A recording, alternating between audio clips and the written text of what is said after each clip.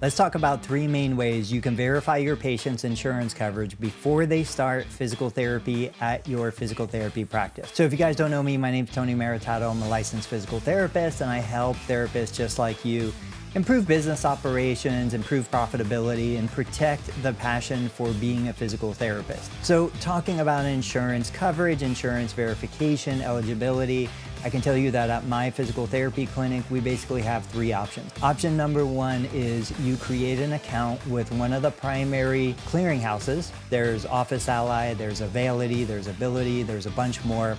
And with that primary account, you can go in, you can verify insurance coverage for a specific patient if you have the patient's name, their date of birth, and member or subscriber ID. Now, we will tell you that verifying Medicare Part B coverage is terrible if you try to do it through a clearinghouse.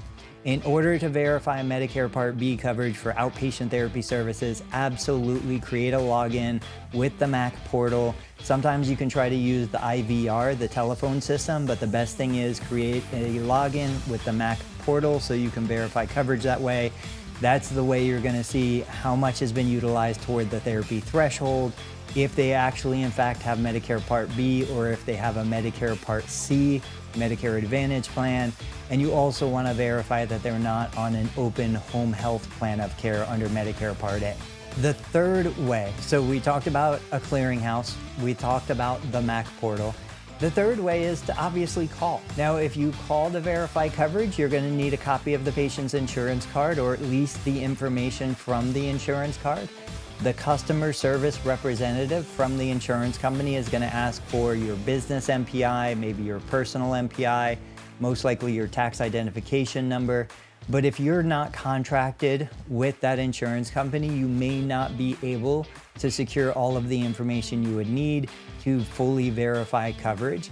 So these are some things that you want to start working on now, developing your systems on how you're going to verify insurance coverage. But of course, if you choose to be out of network, I would also encourage you to consider not doing insurance verifications, not being in the business of serving an insurance company. Because if you're gonna provide out-of-network services, you can provide the patient with a CMS 1500, you can provide them with the documentation they would need to submit claims on their own. That opens a can of worms if you want to submit the claims on behalf of the patient. It's just a different business model. I would say if you have questions, concerns, thoughts about any of this, absolutely post your questions in the comments, and I'll do my best to come back and answer them for you.